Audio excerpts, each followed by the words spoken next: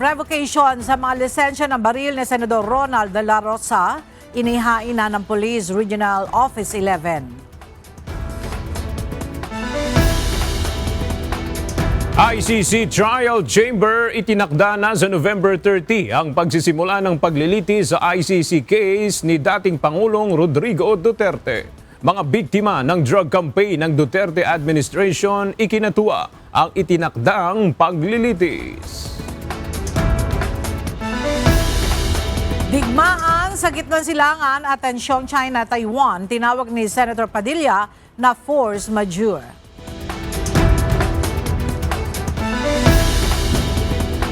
Labi ng isang lalaki na recover matapos ang halos 14 na oras sa ground zero ng gumuhong gusali sa Angeles City, Pampanga. Bilang ng mga nasawi umabot na sa 5. PhilHealth Health Insurers secured na ang pwesto sa semifinal round habang ang Comelec Suffragettes muling umabante sa team standing matapos dominahin ang NHA Home Masters.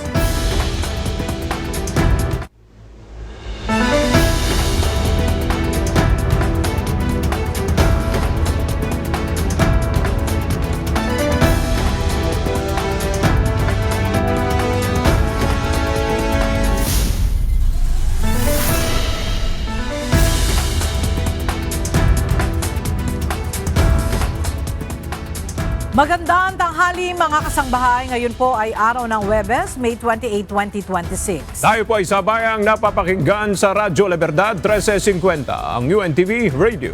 At una sa mga balita ngayong tanghali.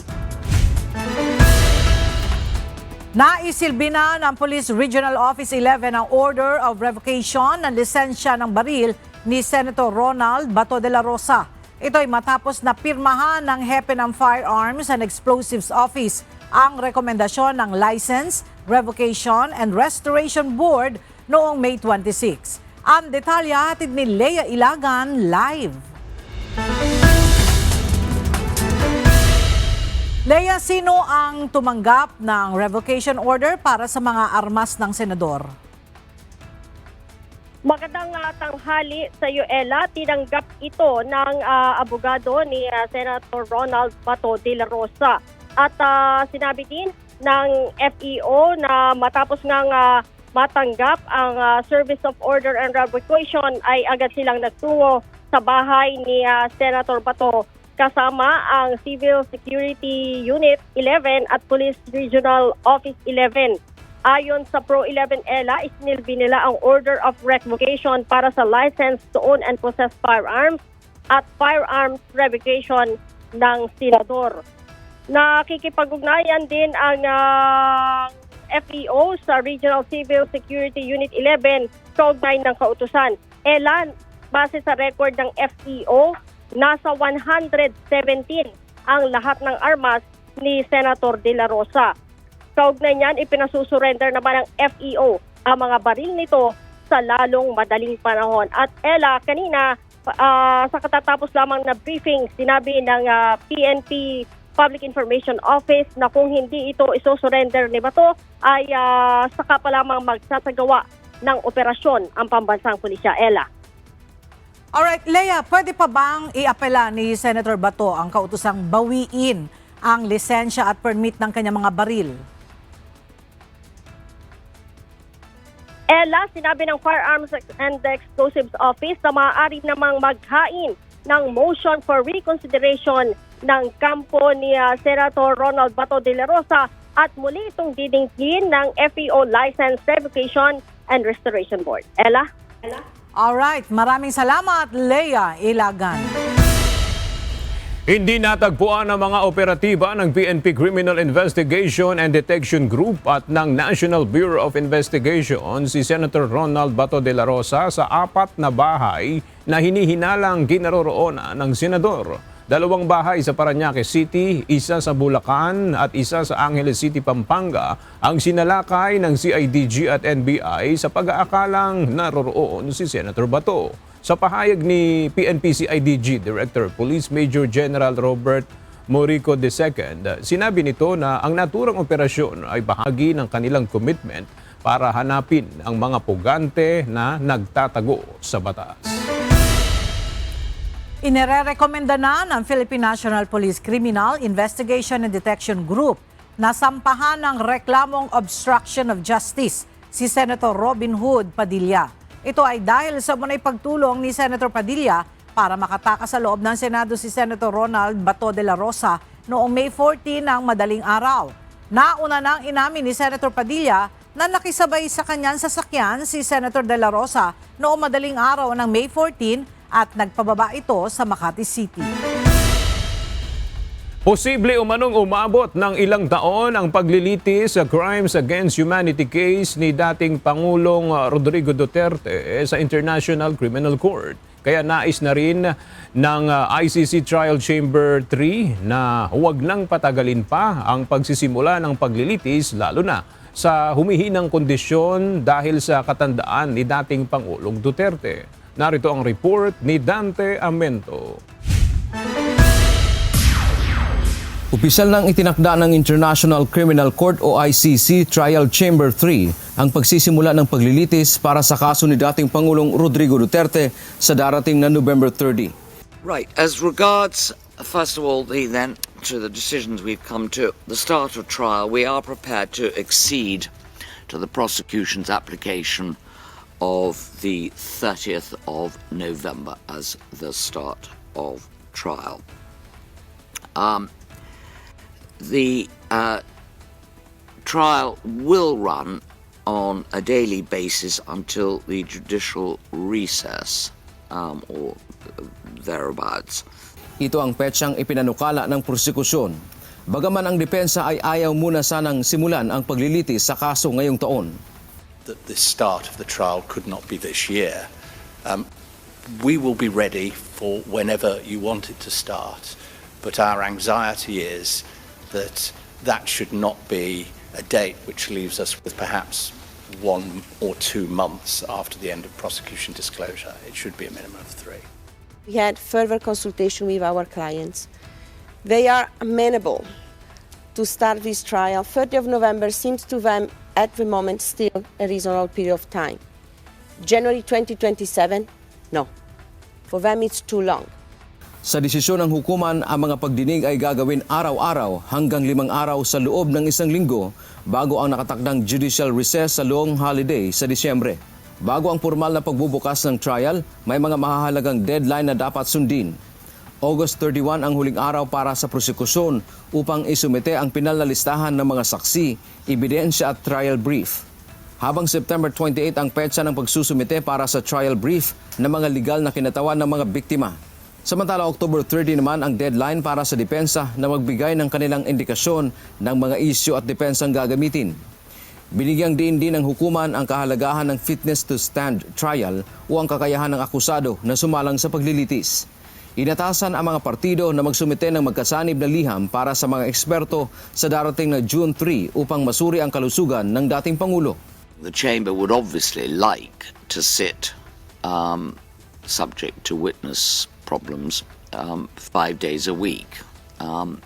But we note the recommendations that were made for the confirmation hearing.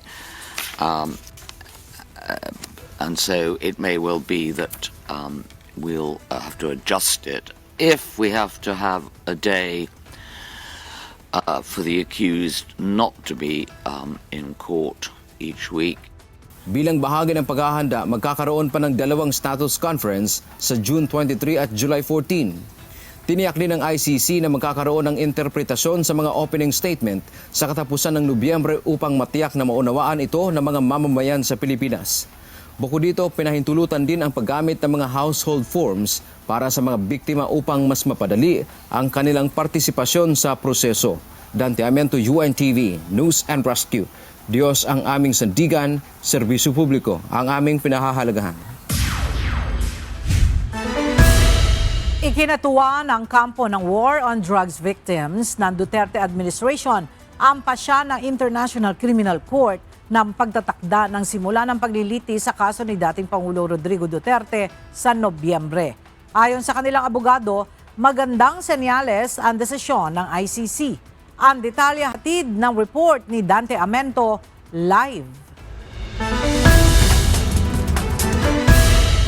Dante, ano ang tingin nila doon sa sinabi ng isa sa mga west ng ICC na titingnan pa rin ang kalagayan ng kalusugan ng dating Pangulo kung ito ba ay fit upang sumailalim sa paglilitis?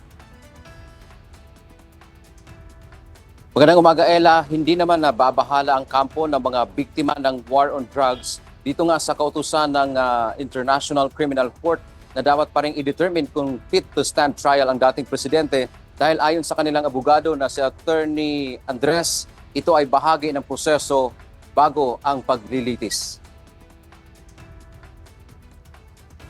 Inihayag ni Attorney Gilbert Andres, legal representative ng mga biktima ng war on drugs na malugod nilang tinatanggap ang desisyon ng International Criminal Court o ICC Trial Chamber 3 na itakda ang simula ng paglilitis sa kaso ni dating Pangulong Rodrigo Duterte sa November 30, 2026. Dagdag pa ni Andres, hindi naman ito gaanong malayo sa kanilang panukala na gawin sa Setyembre ang paglilitis. Itinuturing ni Attorney Andres na ito ay isang magandang mensahe dahil mayroon ng tiyak na petsa para sa paglilitis sa loob ng taong 2026. It's not far from what we also proposed for the victims, which is first week of September. So I think this is a good sign. This is a good message to say that there's a specific trial date and it's within this year, 2026. Sa kabila ng muling pagsusuri sa fitness to stand trial ni dating Pangulong Duterte, sinabi ni Attorney Andres na wala siyang pangamba na ito ay magiging sanhi ng malaking antala dahil bahagi ito ng obligasyon ng trial chamber sa ilalim ng Rome Statute. Mahalaga para sa kanila na sa kabila ng prosesong ito ay mayroon ng nakaschedule na trial date. So yung prosesong pong yan, hintayin lang po natin, ngunit kahit po nandyan po yung proseso, mahalaga po na mayroon po nakastate na trial date which is November 30, 2026. Ella, binigyang din ni Attorney Andres yung kahalagahan ng effectiveness, efficiency at fair trial.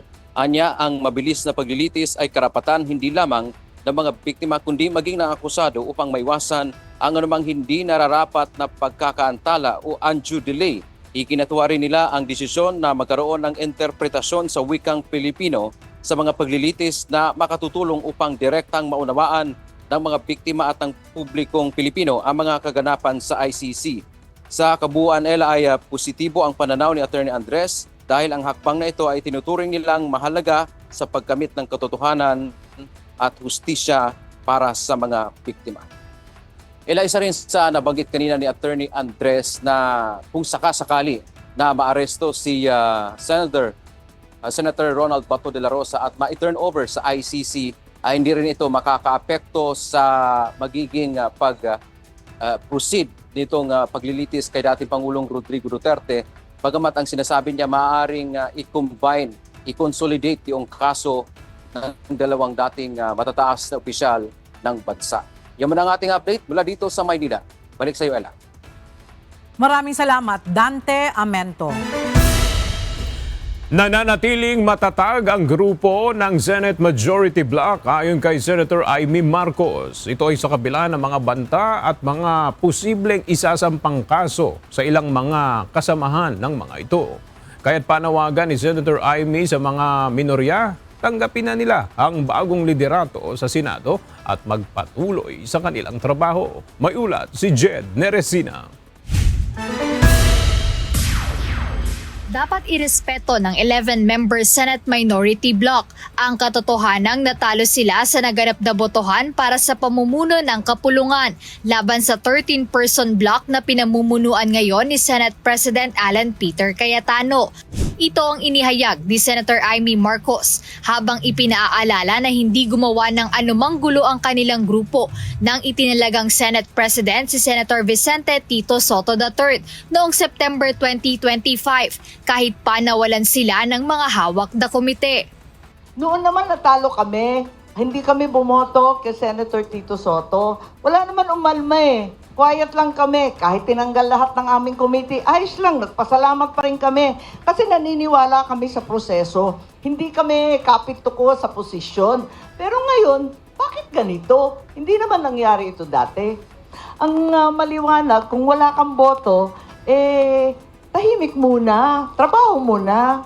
Walang ganito na sungkitan, sulutan, kung ano-anong announcement sa media. Magugunitang nakuha ni Senator Cayetano ang posisyon noong May 11 sa isang controversial at dramatic na balasahan na sinabayan pa ng muling pagpapakita ni Senator Ronald Bato de la Rosa matapos ang 6 na buwang absence sa Senado. Kaugnay nito, mariin namang tinanggihan ni Senator Marcos ang ideya na suportahan si Senator Sherwin Gatchalian bilang Senate President sa ngalan ng pagkakaisa ng institusyon. Dahil sa tensyong ito, aniya, ay patuloy ang mga negosasyon at pag-uusap upang mabuwag umano ang kanilang hanay. Palagay ko, hindi naman sang-ayon yung nakararami. 13 kami, solid kami. Yung 11, iba naman yun. Kung ano yung kandidato nila, minority pa rin yun. Palibasa nga, buo kami. Siguro may nagnanais na buwagin.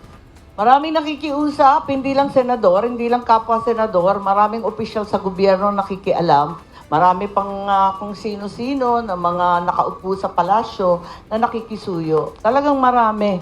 Sa kabila ng ingay sa politika, umaasa pa rin si Senator Marcos na matatapos na ang ganitong issue upang tuluyan ng makabalik ang buong Senado sa kanilang regular na trabaho at pagpasa ng mga batas. Well, inaasahan ko na kumalma na at makapagtrabaho na kaming lahat. Kaya eto nga, sana magkasundo na yung dalawang panig, titiisin na namin sila, tiisin na rin nila kami. Jed Neresina, UNTV News and Rescue. Diyos ang aming sandigan, serbisyo publiko ang aming pinahahalagahan. Hindi ikinababahala ni Pangulong Ferdinand Marcos Jr. ang napaulat na pagbaba ng kanyang net satisfaction ratings base sa resulta ng latest survey ng Social Weather Station o SWS. Ayon sa Malacanang, nananatiling nakatuon ang Pangulo sa kanyang mga trabaho. Gayunpaman, binanggit ni Palace Press Officer Undersecretary Claire Castro na sa nakaraan naman ay lumabas na highest rated official ang Pangulo among 4 top officials sa isang survey. Iba-ibaan niya ang gumagawa ng survey at magkakaiba rin ang mga respondent na nakakapanayam na posibleng ang ibang natanungan ay hindi pa nararating na mga tulong ng administrasyon. So naniniwala po tayo na nararamdaman ng ibang mga kababayan natin ang ginagawa ng gobyerno. Nagkakataon lamang po siguro ang nakakausap ay mga taong hindi pa nahatiran or hindi pa naramdaman ang tulong ng gobyerno. But still, ang mga numerong ito makakatulong para mas pagbutihan pa.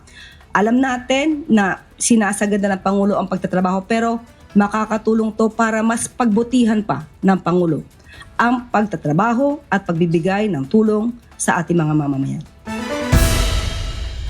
Nakatakdang isulong ng Senate Majority Bloc hanggang maaprubahan ang mosyong payagan ang mga senador na dumalo sa sesyon ng remote. Kaugnay nito, ayon kay Senator Robin Hood Padilla, mayroon ng force majeure sa kasalukuyan. May detalye si Jed Neresina live. Jed, ano yung sinabi ni Senator Padilla patungkol dito sa force majeure? Aga kinwestiyon ni Senator Robin Hood Padilla kung hindi pa ba matatawag na force majeure ang epektong dala ng nagpapatuloy na gulo sa gitnang silangan maging yung posibleng pagkakadawit ng Pilipinas dito sa tensyon sa pagitan ng China at Taiwan. Kasunod ng naging mainit na diskusyon sa Senado nitong Martes, May 26, tungkol sa mosyong layong pahintulutan ang pagdalo at pagboto ng mga senador sa sesyon sa pamamagitan ng teleconference. Nag-post sa social media si Senator Robin Padilla. Mababasa sa kanyang post na hindi na ba aniya matatawag na force majeure ang digmaan sa gitnang silangan na nagreresulta ng terorismo sa iba't ibang parte ng mundo, maging ang napipintuan niyang pagkadawit ng Pilipinas sa China-Taiwan conflict. Gayunpaman, walang direktang nabanggit ang senador kung ang nasabing pahayag ay bilang pagsuporta sa isinusulong nilang pagbabago sa Senate rules. Kaugnay naman ng usapin na una nang inihayag kahapon ni Senator Amy Marcos na itutuloy ng Senate majority ang pagtutulak hanggang maaprubahan ang nasabing motion. Ayon kay Senator Marcos, kasama ito sa kanilang agenda na mapagbotohan sa susunod na sesyon sa Lunes, June 1. Bagay naman itong mariing tinututulan ng Senate Minority Bloc dahil binigyang diin nila sa ilalim ng Rule 14, Section 41 ng Senate Rules. Pinapayagan ang Senate President na mag-convene ng sesyon sa pamamagitan ng teleconference, video conference o iba pang reliable na uri ng remote o electronic means sa panahon lamang ng force majeure o national emergency. Ayon naman kay Senator Risa Ontiveros, hindi force majeure ang sinasabi ni Senator Padilla. Paliwanag ng senadora na ang gera sa Middle East ay nangyayari sa ibang mga rehiyon at hindi sa Pilipinas. Dagdag niya pa na hindi dahilan ang oil crisis para hindi pumasok at magtrabaho dahil ang mga ordinaryong manggagawa ay patuloy pa rin sa pagpasok sa kani-kanilang trabaho sa kabila ng mga ito.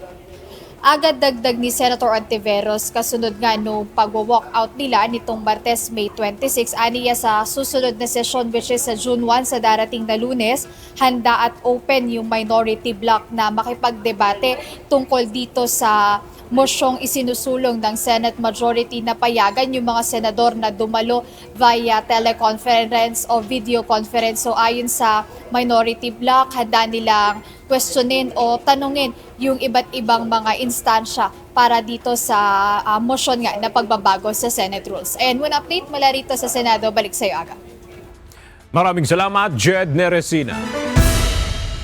Ipinahayag ng Ombudsman na posibleng maharap sa pinakamabibigat na kaso si dating House Speaker at later 1st District Congressman Martin Romualdez. Sa gitna ito ng inihahandang money laundering case laban sa mambabatas. The grandest case of them all, itong pinakamabigat na kaso dyan, the conspiracy to defraud the treasury. Yun talaga yan, sa pamamagitan ng budget. Hindi madali ilatag yan. So we're being very careful about every premise that we make. Kasi first time to gagawin sa kasaysayan ng Pilipinas na magkakaroon tayo ng ganitong klaseng kaso.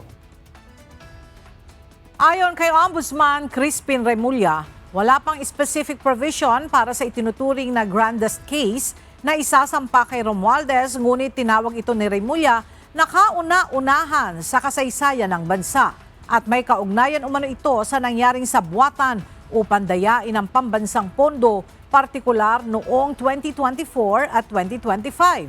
Si Congressman Martin Romualdez ang House Speaker noong binubuo ang 2024 at 2025 national budgets habang itinalaga nitong chairperson ng House Committee on Appropriations ng mga kaparehong taon si dating congressman at ngayoy pugante na si Zaldico. The technical things about what specific provision and the terms that we will use to label the crime, that will come later. Sinasabi lang namin, that's the big case na kinakailangan matapos. Conspiracy yan eh. But it's only a description of what we are trying to put together. Nakahanda umanong makipagtulungan ang House of Representatives sa Office of the Ombudsman kaugnay ng investigasyon sa umano'y irregularidad sa budget na kinasasangkutan ni dating House Speaker Martin Romualdez. Inihayag ito ni Assistant Ombudsman Miko Clavano sa isang panayam kanina. Nilinaw din ni Clavano sa panayam na nagkaroon ng miscommunications kaugnay ng napaulat na pagtanggi ng mababang kapulungan ng Kongreso na tanggapin ang sabina kaugnay ng investigasyon sa grand conspiracy sa national budget. May hawak ng kopya ng precautionary hold departure order ang Bureau of Immigration laban kay Senator Rodante Marcoleta, dating kongresista Michael Defensor at dalawang iba pa. Kinumpirma ito ni Immigration Spokesperson Dana Sandoval sa isang mensahe. Ayon kay Sandoval, agad nilang aabisuhan ng Sandigan Bayan oras na magtangka ang mga itong lumabas ng bansa. Inisyuhan ng PHDO ng Sandigan Bayan sina Senator Marcoleta dahil sa mga kasong plunder, indirect bribery at paglabag sa Presidential Decree number 46.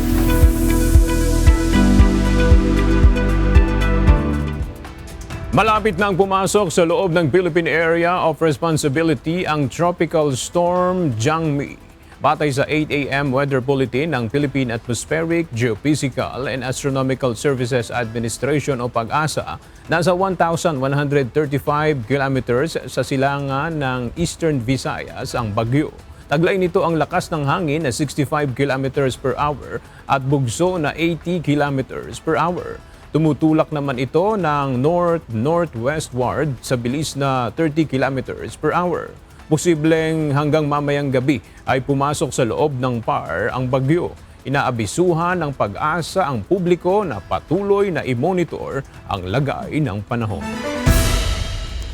Nasa 7 oras, nasasailalim sa yellow alert status ang Visayas Grid. Ngayong araw, base sa abiso ng National Grid Corporation of the Philippines o NGCP. Mas mahaba ito kumpara sa mga yellow alert status na inanunsyo sa nagdaang mga araw. Mula yan, mamayang alas 3 ng hapon hanggang alas 10 ng gabi. Sa ngayon, manipis ang supply ng kuryente kung saan umaabot sa 2,532 megawatts ang available capacity nito at nasa 2,388 megawatts naman ang peak demand ng grid. Bunsod pa rin ito ng mga puwersahang outages sa mga planta, power tripping at unavailability ng malalaking coal plants. Isang fact-finding team ang planong buuin ng Department of the Interior and Local Government. Ito ang mangunguna sa gagawing investigasyon sa posibleng criminal liability ng may-ari at kontraktor ng gumuhong itinatayong hotel sa Angeles City, Pampanga noong linggo ng madaling araw. Ayon sa DILG, pangungunahan ang nasabing grupo ng Criminal Investigation and Detection Group o CIDG. The CIDG will call in the contractor and the owner of the property to look at their seeming criminal negligence of letting the workers sleep inside the building site. Under the DOLE resolution and the Building Code of the Philippines, bawal po matulog sa loob ang mga empleyado. That is the cause of the high amounts of deaths. Sa ngayon, ayon sa DILG, wala pang itinuturong may pananagutan sa gumuhong gusali at masyado pa nilang maaga para maglabas ng konklusyon hinggil sa sanhi ng pagguho ng gusali dahil wala pa rin kumpletong ulat mula sa mga eksperto.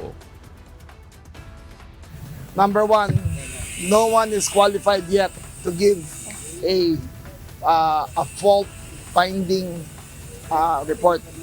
We are after the facts, okay? We will bring in the qualified engineers to look into what happened and why the building collapsed, okay? So wala pang may kasalanan yan until we find the proper people who are qualified to assess.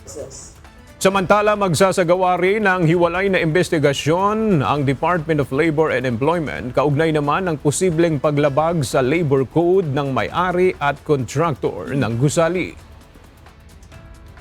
Nag-create tayo ng investigation team para imbestigahan kung ano yung nangyari dito on the part of DOLE. Ang pagkukulang dito ay hindi dapat nagkaroon ng tulugan doon sa construction site mismo. Dapat may barracks. Pangalawa, hindi dapat kasama yung pamilya. Ang sinabi sa akin ni Mayor, meron daw ibang report na may kasamang pamilya sa loob. Hindi kasama dapat yon. So siguro, paigtingin namin yung proseso, yung protocol, kung paano pag nagkaroon ng work stoppage order, maging tuloy-tuloy yung monitoring, yung inspection. Kasi pag na-lift na yon, tuloy na uli yung construction. Paano kung may violation uli? Diba siguro yun ang mga gaps sa visitorial powers ng DOLE. Umabot na sa 5 ang kumpirmadong nasawi sa pagbagsak ng ginagawang hotel sa Barangay Balibago, Angeles City, Pampanga. Kasunod ito ng pagkakakuha sa labi ng isang lalaki na natagpuan kagabi sa Ground Zero. Mula sa Angeles City may report si Ryan Lacanlale live. Ryan, bakit natagalan sa pag-extricate sa labi ng biktima? Ella, napin down na yung biktima matapos itong matabunan ng mga debris ang kanyang katawan. Dahilan kaya nahirapan yung mga rescuers sa pag-retrieve doon sa kanyang katawan. Alas 8 pasado ng umaga nang matagpuan o matagumpay na mailabas ang labi ng isa pang lalaking natabunan sa gumuhong gusali sa Angeles City. Hindi naging madali ang pag-recover sa kanyang katawan. Umabot ng halos 14 na oras bago tuluyang ma-retrieve ang kanyang mga labi. Nakita po natin ang hirap ng mga responders po natin. Nakikita niyo po no, na kagabi pa po natin pinipilit na mailabas po ang na-trap po na victim dito po sa gumuhong gusali. At fortunately po na nailabas po natin pasado alas 8 at kasalukuyan na nasa Soko na po.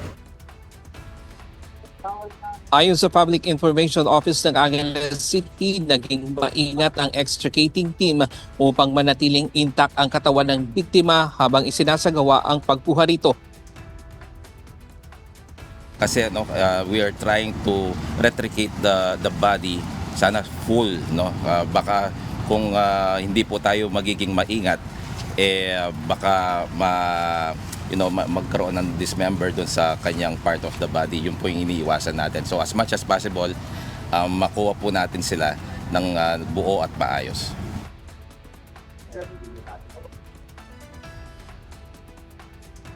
Hindi pa na decomposition stage na ang kanyang katawan. Gayunman, may nakuhang cellphone sa kanyang bulsa na natukoy ang kinaroroonan ng labi pasado alas 6 gabi sa pamamagitan ng Canine Dog. Sa Sector 1 o unahang bahagi ng gusali natagpuan ang biktima. Ito na ang panglimang labi na na-recover mula ng gumuho ang gusali noong linggo. At kanina ay sunod-sunod yung mga volunteer na nagpupunta rito. Dadala sila ng pagkain para doon sa mga rescuer na nagpapatuloy sa kanilang ginagawang operasyon dito sa Angeles City. Yan muna ang latest. Sa'yo, Ella. Ryan, sa kasalukuyan ba ay wala pa rin tayong naririnig doon sa may-ari ng building at doon sa contractor? Lahat naman sa ngayon, Ella, wala pa. Hindi pa sila nagpapakita. At ang huling pagpapakita nila, kung hindi ako nagkakabali, noong pang nakaraang taon. Pero simula nang mangyari ito, sabi nga ng LGU nung nakaraang araw, nung unang araw, meron lang kaibigan yung may-ari na nagpunta rito. Pero bukod doon ay wala nang paramdam. Kaya nga ang DILG ay pumasok sa eksena, nakialam na para dito. Sabi ng DILG kahapon sa LGU ay mag-concentrate lamang ang LGU dito sa ginagawa nila sa paghuhukay doon sa mga natitira pa at bahala na yung LGU doon sa iba pang mga gagawin para habulin yung may-ari nitong gusali. Okay, alright. Maraming salamat, Ryan Lacanlale. Tuloy-tuloy ngayong umaga ang pamamahagi ng Department of Social Welfare and Development o DSWD ng unclaimed cash relief assistance sa mga service delivery riders sa Metro Manila. Isinasagawa ng DSWD ang pamamahagi ng 5,000 pesos na ayuda sa kanilang central office sa Batasan, Quezon City ngayong umaga. Inaasahang nasa higit 4,700 ang magiging benepisyaryo ng programa ngayong araw.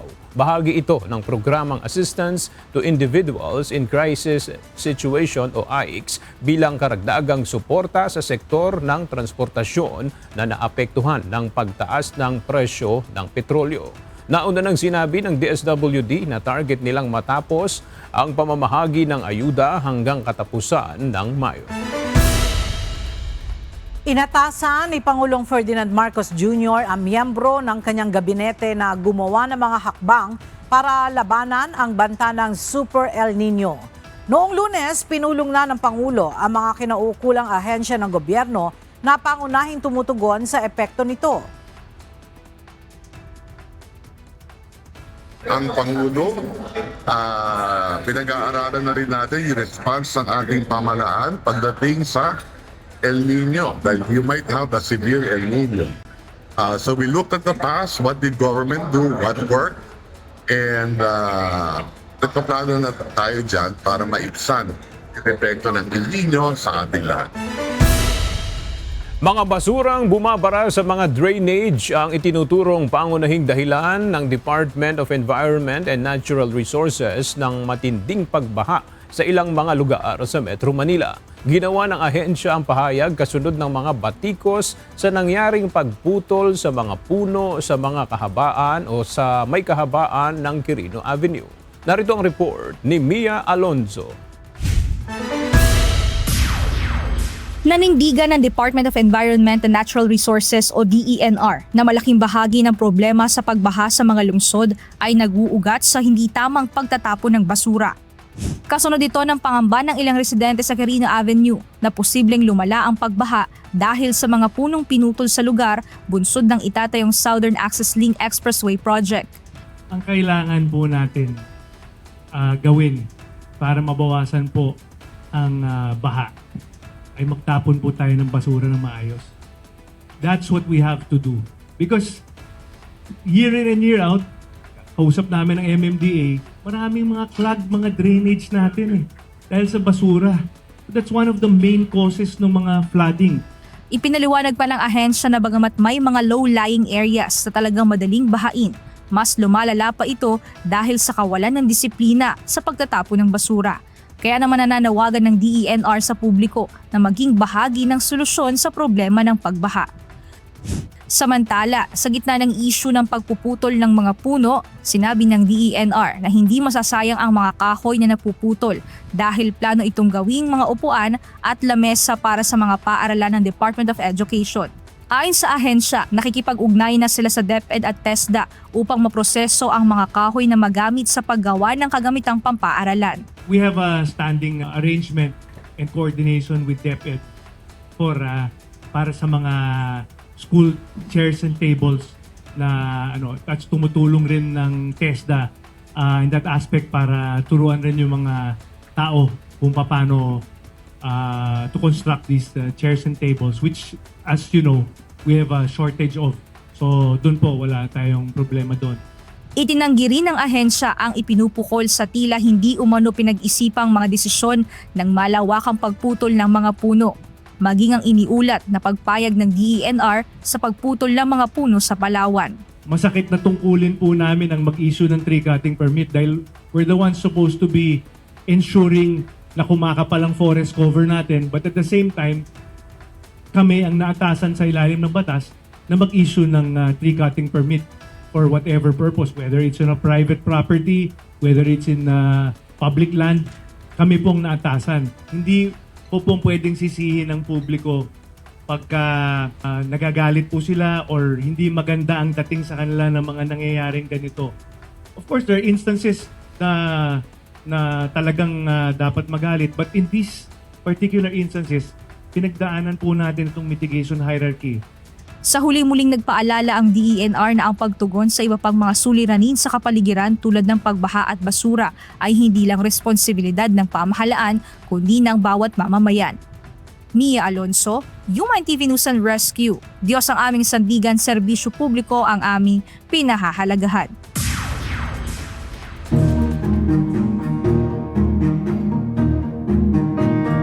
Muling nagtala ng ash emission ang Canlaon Volcano alas 6 kaninang umaga. Ayon sa Philippine Institute of Volcanology and Seismology of PHIVOLCS, nasa 1,200 meters na grayish plumes ang ibinuga ng bulkan mula sa main crater nito. Sa ngayon ay nananatili pa rin nakataas sa Alert Level 2 ang Canlaon Volcano. Naipamahagi na ang gamit pang agrikultura mula sa Philippine Center for Post-Harvest Development and Mechanization o PhilMec sa 17 kooperatiba ng coconut farmers sa iba't ibang rehiyon sa bansa. Layunin nitong mapalakas ang industriya ng pagninyog at makatulong sa kabuhayan ng mga coco farmer. May ulat si Danny Munar. Kasabay ng pagdiriwang na ika-48 anibersaryo ng PhilMec sa Nueva Ecija, formal na ipinagkaloob ng ahensya ang mga kagamitang pang-agrikultura sa mga kooperatiba mula Region 1 hanggang Region 13. At ang PhilMec po ay nagpapamigay ng makinarya at teknolohiya para lalong mapaganda ang kanilang pamilya. Kabilang sa mga ipinamahagi ang 17 hauling trucks, 2 utility vehicles at iba't ibang coconut farming equipment na nagkakahalaga ng higit 34 milyon. Ayon sa mga benepisyaryo, malaking ginhawa ang maidudulot ng mga makinarya dahil mababawasan ang manual na pagtatrabaho at mas mapapabilis ang produksyon.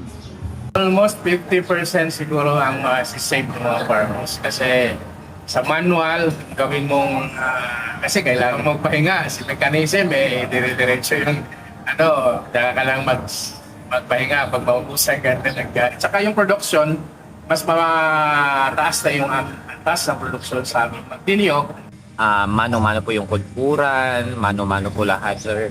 Kahit yung pag-akyat, mano-mano pag-haul po, mano-mano po. Kaya malaking tulong po yung binigay sa amin ng PhilMec para mas mapadali po yung proseso ng paggawa po namin ng aming mga production.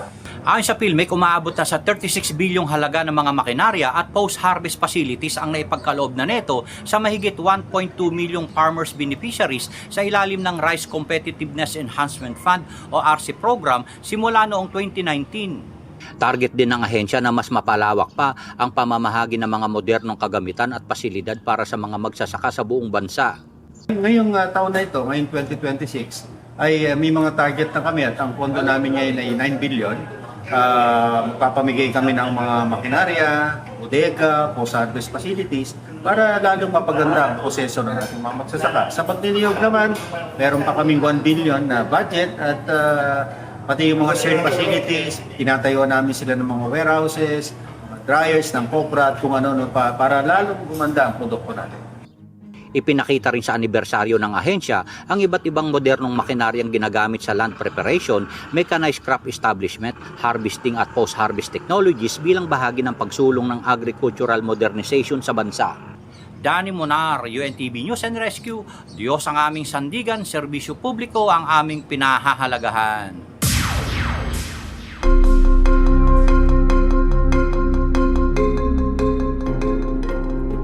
May babala si US President Donald Trump sa matagal na nitong kaalyadong bansa na Oman kung makikipagtulungan nito sa Iran sa pakikialam sa Strait of Hormuz.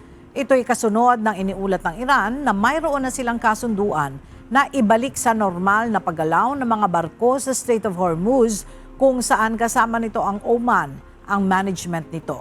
Binigyan din ni Trump na walang kahit isang bansa ang dapat kumontrol sa nasabing daluyan at patuloy nilang babantayan ito. No, the strait's going to be open to everybody. It's international waters.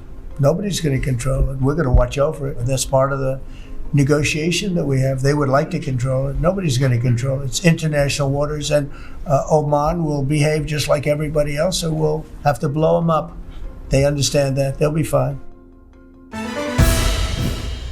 Nagpapatuloy ang isinasagawang rescue operation sa 7 diver na natrap sa isang kuweba sa Lao habang naghahanap umano ng ginto.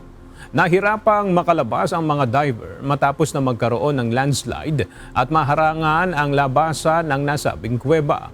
Hindi bababa sa 5 ang natagpuang buhay, ngunit kailangan pa ng mas maraming oxygen tanks upang matapos ang naturang operasyon. Tumutulong na rin sa operasyon ang mga Thai volunteer, kabilang ang isang diver na kasama sa sikat na 2018 Thailand Cave Rescue.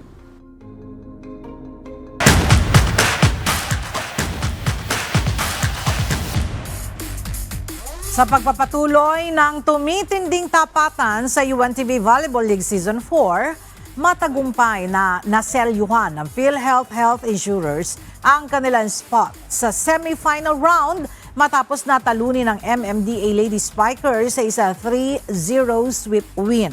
Samantala, patuloy naman ang paggabante ng Comelec Suffragettes matapos na dominahin ang NHA Home Masters sa kanilang naging match kahapon. Narito ang report ni Mia Alonzo.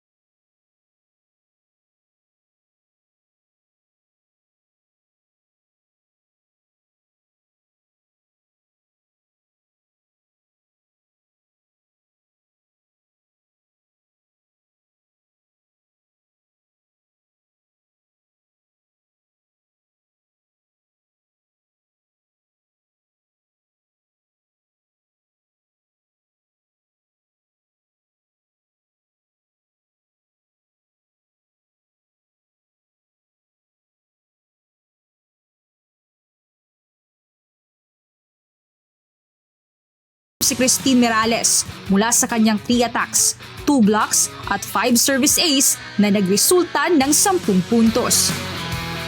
Nag-improve yung communication, which is yun ang more on namin sa kanila. Palagi namin pinapaalala. Yung communication, yung sa teamwork ng bawat isa, yung rhythm ng team, yun ang iyaan pa rin namin. Yun ang wino-workout namin palagi. Samantala, bigumang makapasok sa semifinals ang Pag-ibig. Handa naman itong bumalik at magpalakas para sa susunod na season. Nagpapasalamat po kami sa UNTV na nabigyan kami ng pagkakataon na makapaglaro sa napakataas na liga na to. Hopefully po by next year, by next season, sana po makabalik po kami. Gusto po namin bumalik. Marami po kaming mga adjustment na gagawin. So first timer po kami. Nalaman na po namin yung mga dapat gawin. Samantala, isang matinding 4-set battle naman ang naging tapatan ng Comelec Suffragettes kontra NHA Home Masters. Sa unang set, agad nagpakita ng intensity ang Comelec gamit ang malinis na rotation at efficient side attacks at agad na nakuha ang unang set sa score 25-18. Sa ikalawang set, bagamat may laban ng NHA, mas nag-step up ang Comelec sa defense at mga atake. Kaya naman muli nilang naipanalo ang second set sa score 25-20. Sa third set, bagamat leading na ang Comelec ng 2 set na panalo at isa na lang para tuluyan ang tuldukan ng laban, matinding response at pagbawi naman ang ginawa ng NHA upang baligtarin ang momentum sa game sa pamamagitan ng mas agresibong serves at fast break attacks ng koponan. Dahil dito, tagumpay nilang nasungkit ang third set sa score 25-21. Hindi doon nagtapos ang laban dahil sa ika-4 na set, naging full-on bakbakan ang rally exchange. Palitan ng spikes, digs at blocks ang ipinamala sa set at wala sa dalawang team ang nais na bumitaw. Pero sa huli, mas nanaigang koordinasyon, tibay at diskarte ng Comelec at tuluyang tinuldukan ng laro sa score 25-23 na nagdagdag punto sa Comelec patungo sa semifinals. Itinanghal namang best player of the game si Danica Jandroli mula sa kanyang 10 attacks, 1 blocks at 5 service aces na may kabuuang 16 na puntos. Well, very satisfied but at the same time, meron pa kaming mga kailangan improve sa game na to. Nag-materialize naman yung practice namin, na-execute naman na maganda, and the players did their job. Abangan sa June 3 ang panibagong set ng mga kupunan na maghaharap-harap sa quarterfinals. Sa first game, magtatagisan ang BFE Lady Firefighters kontra DFA Emissary sa ganap na 12:00 ng tanghali. Susunod nito ng pagtatapat ng AFP Lady Gunner at PNP Lady Patrollers ng 2:00 ng hapon. Tutukan ang paghaharap ng kupunan sa nag-iisang liga ng public servants. Abangan ang exciting valuable action via live streaming sa Facebook at YouTube channel ng UNTV Sports. Win in sports, win for charity. Mia Alonso, UNTV News and Rescue. Diyos ang aming sandigan, serbisyo publiko ang aming pinahahalagahan.